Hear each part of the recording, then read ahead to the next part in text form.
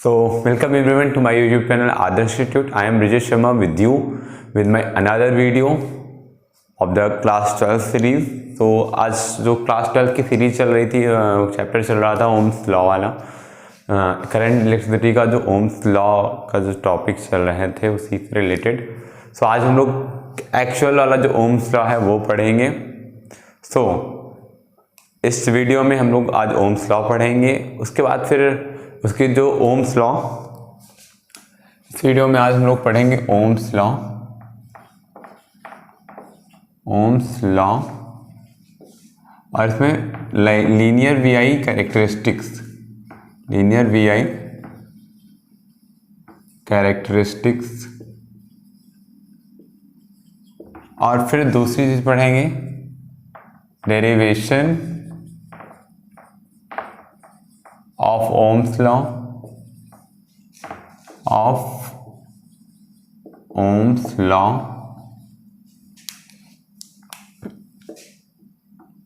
with the help of या फिर with help of drift velocity, drift velocity model, velocity sorry drift velocity से हम लोग derive करेंगे Ohm's law। एंड थर्ड हम लोग पढ़ेंगे इसी में non V I characteristics, non V I characteristics of conductors या फिर कैरेक्टरिस्टिक्स, और जिसमें हम लोग पढ़ेंगे non ohmic conductor, non ohmic conductor. So यहाँ पे नई चीज़ें आप क्या पढ़ेंगे वो जान लेते हैं। तो ओम्स लॉ तो नॉर्मल है, सभी लोग पढ़ते हैं। डेरिवेशन भी इसका इम्पॉर्टेंट है बहुत ज़्यादा, अकॉर्डिंग टू अगर बोर्ड एग्जाम के लिए देखा जाए तो बहुत ज़्यादा इंपॉर्टेंट आता है डेरिवेशन।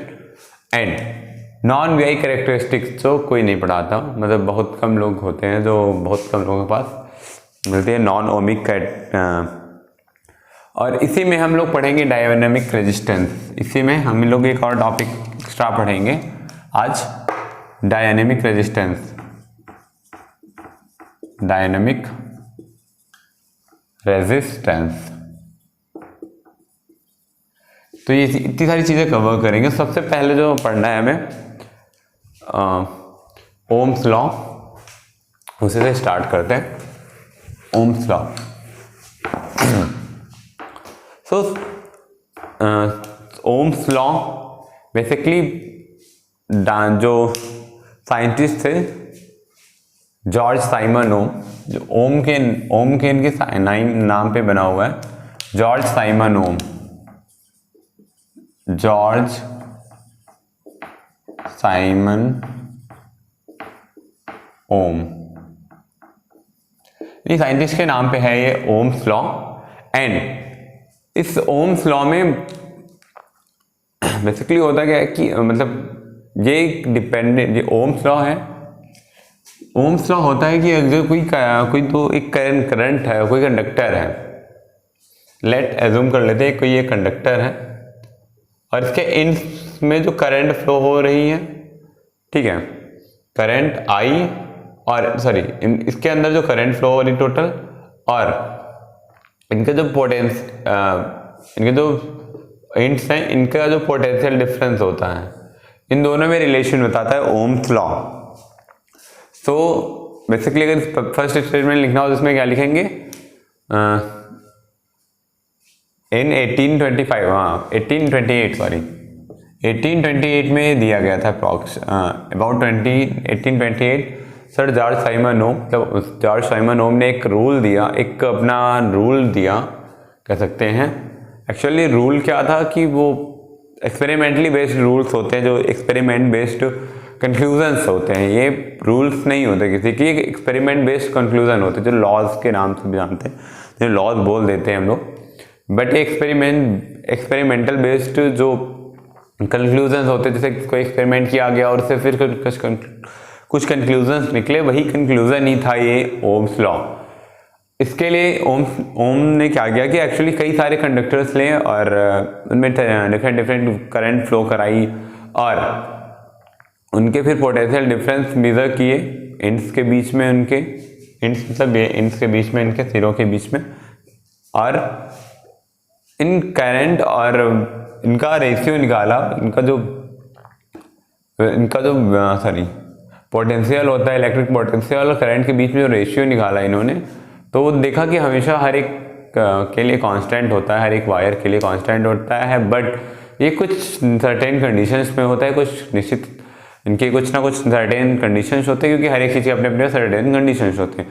तो देयरफॉर इसके भी कुछ अपने सर्टेन कंडीशन थे, उन्हीं कंडीशन पे ही अब वो सर्टेन कंडीशंस क्या थे कि जो इसकी जो लेंथ है वो चेंज नहीं होनी चाहिए, डू नॉट चेंज, और जो क्रॉस सेक्शन एरिया है ये कैपिटल है, ये भी चेंज नहीं होना चाहिए, कभी चेंज नहीं होगा, नहीं होना चाहिए। और second thing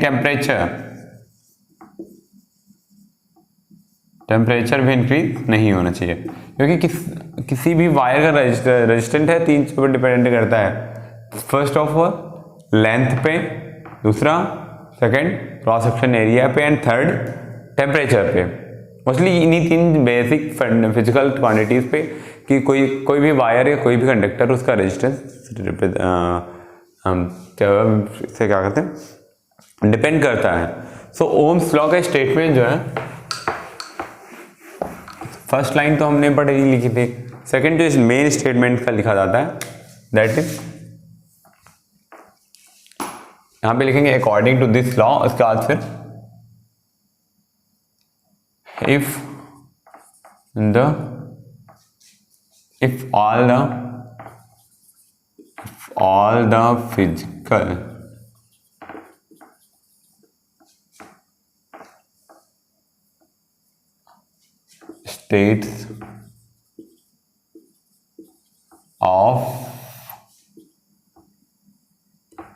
the physical states में फिजिकल स्टेट कौन कौन से होते हैं, लेंथ हो गया और cross section area CSA and cross section area and temperature are constant then current flowing through the conductor, या फिर current flowing through the conductor की जहाँ पे हम दोनों आपस में एकदम चेंज करके, सो यहाँ पे लिखेंगे then the potential difference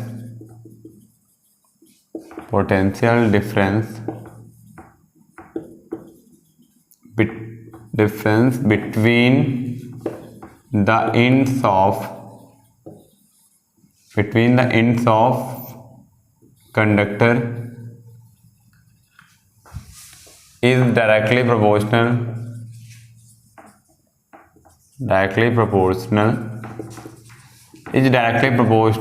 to the current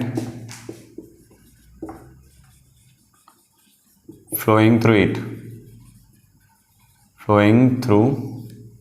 it. सो ये था बेसिकली जो ओम्स लॉ का जो स्टेटमेंट था, क्या था, if all the physical states of that is length CSA, cross section area and temperature are constant, then the potential difference of the between the ends of the conductor is directly proportional to the current flowing through it। ये है मतलब कोई भी चालक की अगर कोई भी कंडक्टर है उसकी अगर सारी चीज फिजिकल स्टेट्स यानी सारी फिजिकल स्टेट्स जैसे लेंथ हो गई, क्रॉस सेक्शन एरिया और टेम्परेचर, ये सारे कांस्टेंट रहें, तो जो इनके जो एंड्स होंगे उनके बीच में जो पोटेंशियल डिफरेंस होगा, इनके जो एंड्स के बीच का पोटेंशियल डिफरेंस होगा, वो पोटेंशियल डिफरेंस इसके जो वायर के थ्रू, मान लेते हैं एक वायर है, इसका क्रॉस सेक्शन एरिया A है, लेंथ L है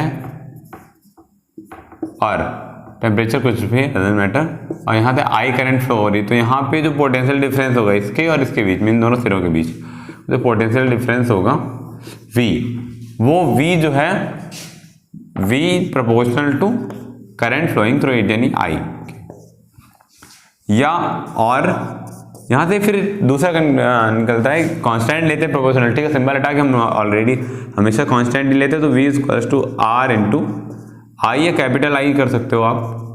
सो यहाँ पे कैपिटल I करते हैं अगर, तो V equals to I R I, तो I into R, V equals to I into R. ये यहाँ से हमें फॉर्मूला मिल गया कि V equals to I upon R, that is यहाँ से R is equals to V upon I, and यहाँ से ही हमें डेफिनेशन ऑफ R मिलती है। क्या मिलती है? डेफिनेशन ऑफ R, यानी रेजिस्टेंस की डेफिनेशन मिलती है यहीं से। फिर रेजिस्टेंस क्या होगा? So resistance of a conductor is equals to the ratio of potential difference and current flowing through the conductor, flowing through the conductor। तो ये चीज़ें थी हमें मिली यहाँ से, इतना इसमें मिला। और फिर इसके बाद हम लोग और इसके थोड़ा सा लास्ट वीडियो में हम लोगों ने पढ़ा था V इक्वल्स टू R की हमने डिफिनेशन दूसरी तरीके वाली लिखी थी, बट वहाँ से R के लिए हमने सिर्फ उसका डायमेंशनल फार्मूला लिखा था। और रीज़न यही था कि हमें उस टाइम पे फार्मूला पता नहीं था, मतलब पता था, मुझे पता था, बट हमने ओम्स लॉ के बिना वो फार्मूला कैसे लिख सकते। तो यहाँ से R equals to V upon I, यहाँ से हम इसका डायमेंशनल फार्मूला लिखेंगे। तो सबसे पहले V का डायमेंशनल फार्मूला क्या होता है? V इक्वल्स टू क्या होता है? F upon Q, and I equals to, तो I का तो होता ही है, I का तो I ही रहेगा क्योंकि उसके। अब इसके अगर हम तो F का होता है mL t to the power minus 2, और Q का A इंटू T, और I का भी A। यहाँ से हो जाएगा mL t to the power minus 3, और A यहाँ से कहाँ आएगा? ये स्क्वायर, और ऊपर जाएगा -2 है, तो -2 e टू द पावर -2। यहाँ से ये आया ओम्स का R का जो डायमेंशनल फॉर्मूला क्या है?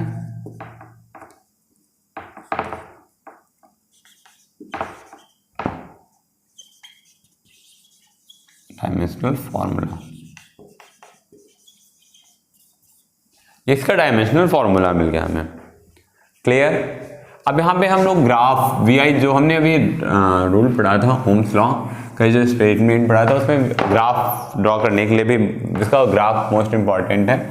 सो अगर हम ओम्स लॉ का ग्राफ डिराइव करें तो जो देखो V upon I equals to R था, या V प्रोपोर्शनल टू I, तो हम इससे ग्राफ बनाते हैं। V प्रोपोर्शनल टू I मतलब V जो है वो डिपेंडेंट है I पर, सो वो उसके लिए हम ग्राफ बनाते हैं। सो यहाँ पे, और देखो अगर ये प्रोपोर्शनल है एक दूसरे के, सो क्या होगा कि जो अगर V को हम 2 टाइम्स करेंगे तो I भी 2 टाइम्स हो जाएगा, अगर V को 3 टाइम्स करेंगे तो I भी 3 टाइम्स, और अगर V को हम 5 टाइम्स करते हैं तो क्या हो जाएगा? अभी I भी 5 टाइम्स हो जाएगा। सो यहाँ से हम अगर ये I हम लेट कर लें और ये y एक्सिस पे V, सो क्या होगा? V और I एक दूसरे, अब इसमें क्या होगा? एक मान लेते हैं अगर ग्राफ ड्रॉ करते, अगर फर्स्ट वन जिस रेशियो में बढ़े तो इनसे कोई स्ट्रेट लाइन मिलेगी, इसके जो पॉइंट्स मिलेंगे एक स्ट्रेट लाइन में मिलेंगे, और इसे हम अगर मिला दें तो एक स्ट्रेट लाइन मिलती है। सो यहाँ पे VI ग्राफ है और एक स्ट्रेट लाइन है, स्ट्रेट लाइन मिलेगी, बट ये सिर्फ ओमिक कंडक्टर्स के लिए ही है, नॉन ओमिक कंडक्टर्स के लिए नहीं है। तो ये समझना है, आपको समझ के रखना है। ओके, आई होप समझ में आ रहा है ना, कोई दिक्कत तो नहीं है। और थोड़ा सा एंजॉय करो पढ़ाई को। आप बोरिंग समझोगे तो हो सकता है कि ना आए समझ, मतलब ऊब जाओ, but try to enjoy it.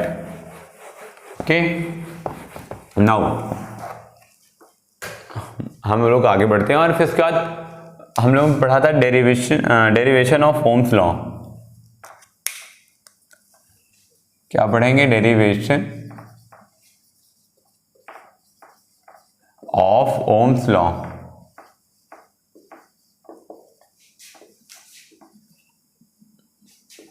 By drift velocity. Drift velocity की थ्योरी से हम लोग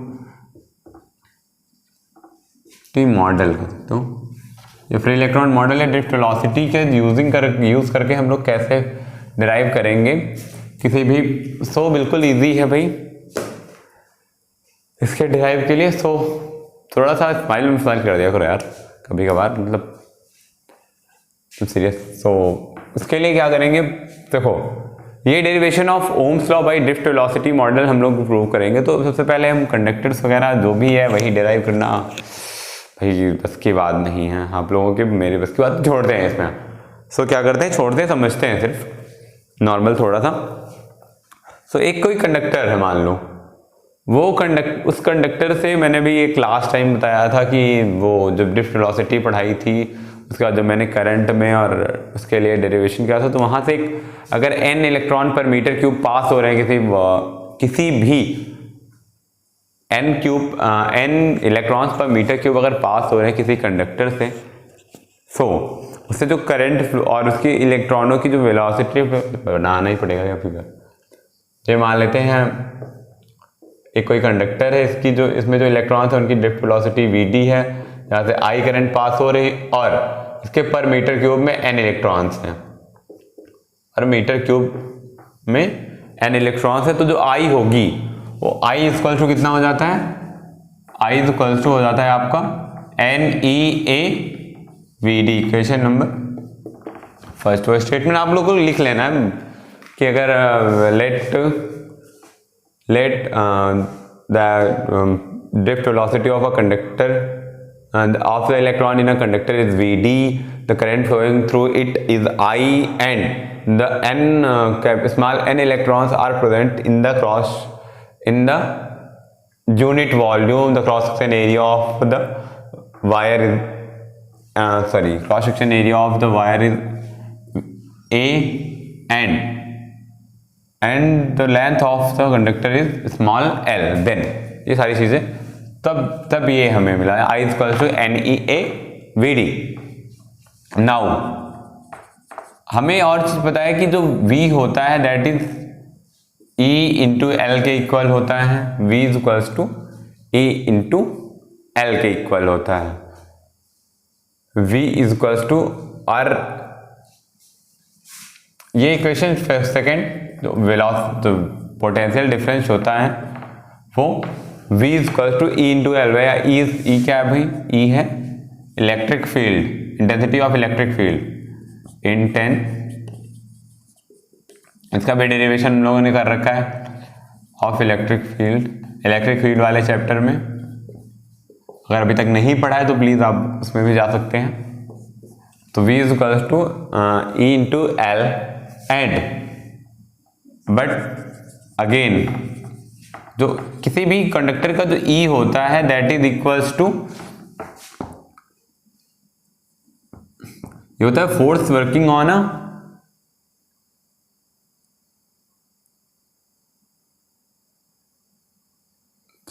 लास्ट में जो हमने एक डेरिवेशन किया था R इज इक्वल्स टू, तो वहां से V अपॉन I लिखा था और यहाँ से W upon Q upon I होता है, means ML square T to the power minus 2 upon A upon A बड़ा हो गया ML square T to the power minus 3 A to the power minus 2 होता है।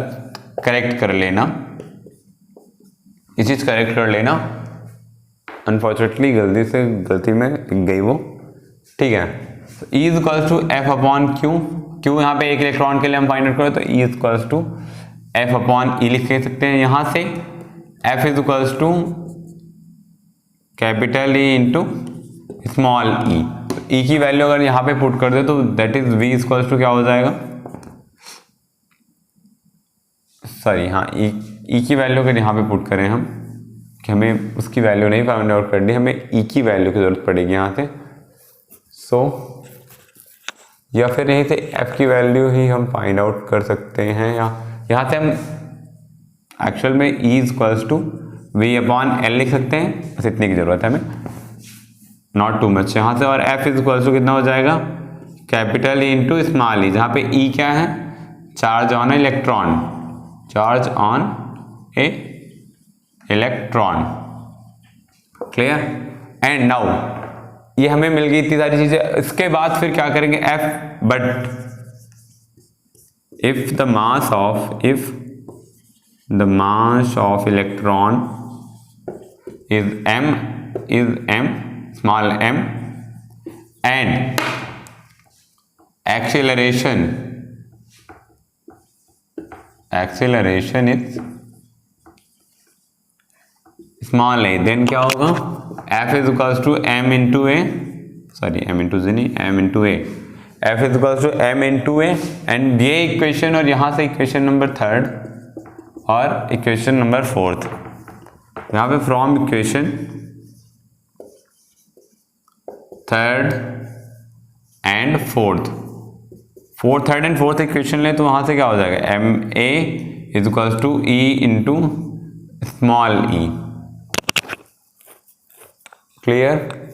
वहाँ से हम एक चीज़ और लिख सकते हैं कि जो v होगा दैट इज इक्वल्स टू, यहाँ पे e के प्लेस पे क्या लिख सकते हैं, v is from equation second, ये वाला सॉरी, ये इक्वेशन सेकेंड है आपका, तो E इज इक्वल्स टू, तो यहाँ पे लिखेंगे since E is equals to V upon L, so M into A is equals to V upon L into A E, या यहाँ से फिर नॉर्मली इतना ही हमें चाहिए बस, F इज इक्वल्स टू इतना, या इतने तक ही पढ़ा लेते हैं, तभी इस इक्वेशन को यहीं पे छोड़ देते हैं। फिर उसके बाद हम लोग क्या करेंगे, इरेज करते हैं ऊपर का, ये इक्वेशन नंबर आपका 4, 5 जो भी 5th इक्वेशन बन रहा है,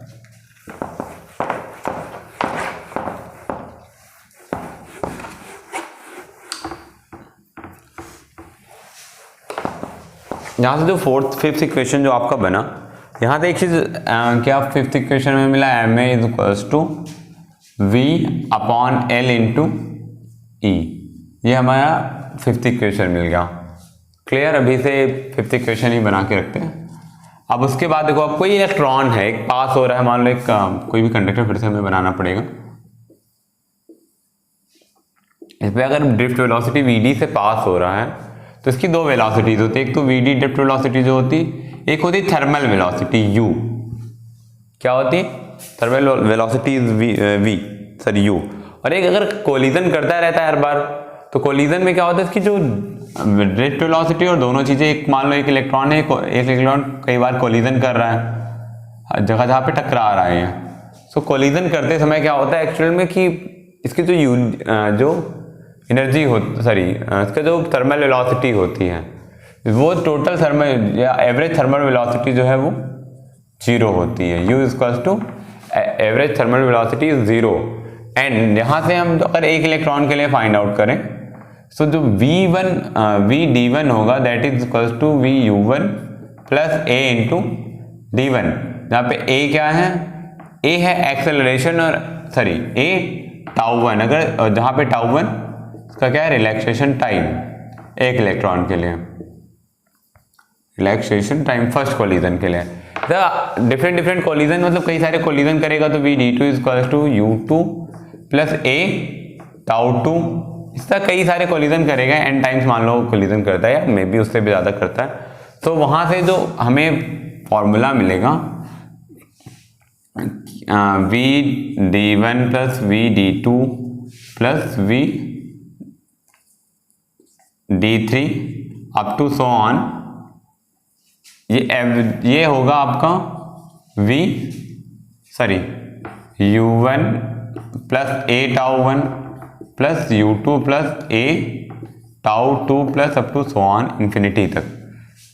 ठीक है, ये यहां से हमें मिल गया। अब यहां से हम लोग एवरेज फाइंड आउट कर रहे हैं इसका। भाई तो मान लेते हैं कई सारे टाइम्स कोलिजन कर रहा है, अब पता नहीं कितने टाइम्स कोलिजन कर। अब यहां से देखो, अगर यहां से एवरेज जो इसकी u1 u2 निकालने, u1 plus u2 plus u3 plus up to so on, plus यहाँ से हम a कॉमन कर लें और tau 1 plus tau 2 plus tau 3 plus up to so on. देखो जो थर्मल वेलोसिटी होती है मैंने पहले ही बताया 0 होती है, प्लस a टाउ 1 ये, और tau 1 plus tau 2 plus tau 2 को हम टाउ लिख सकते हैं क्योंकि ये भी एवरेज जो होता है वो वही होता है रिलैक्सेशन टाइम। तो a हो गया। यहां से हमें vd इक्वल्स टू कितना मिला, a इंटू टाउ, या फिर यहां से हम कह सकते हैं a इक्वल टू कितना हो जाएगा आपका vd अपॉन टाउ। सो यहां से हम इसे इक्वेशन नंबर 5 में पुट कर देंगे। सो m इज इक्वल्स टू कितना मिल जाएगा हमें, m इज इक्वल्स टू हमें मिल गया यहां से m into V D by tau is equals to V upon L into E, V upon L into E. यहां से हम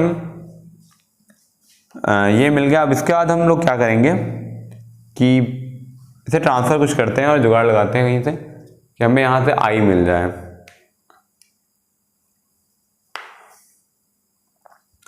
सो आई के लिए एक ही जुगाड़ लग सकता है, वी इक्वल टू लेकिन लिखेंगे नहीं, I equal to N E A we D, N E A we D. So V D के प्लेस पे हम लोग अगर यहाँ से I equal to N E A we D से अगर वी डी की वैल्यू फाइंड आउट करें तो आई अपॉन एन ई ए हो जाएगा। तो यहाँ पे वी डी के प्लेस पे M into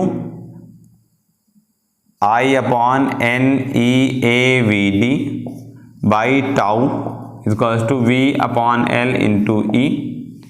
this implies that यहाँ से m into I upon N E A we D into tau is equals to V upon L into ई।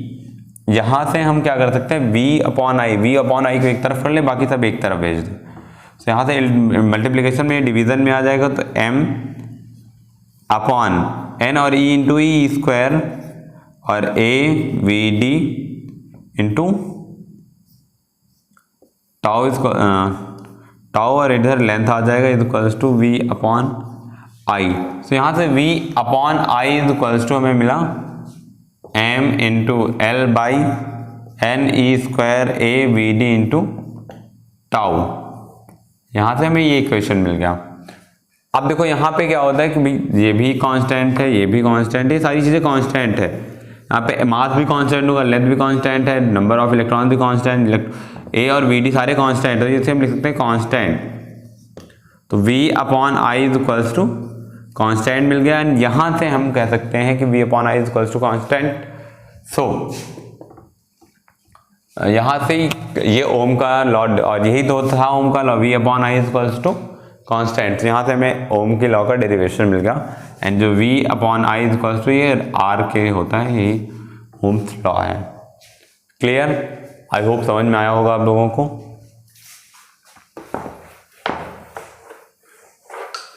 तो वीडियो थोड़ा सा बड़ा बनाना चाहता था, बट आज के वीडियो में इतना ही, थोड़ा सा टाइम की कमी है मेरे पास आज।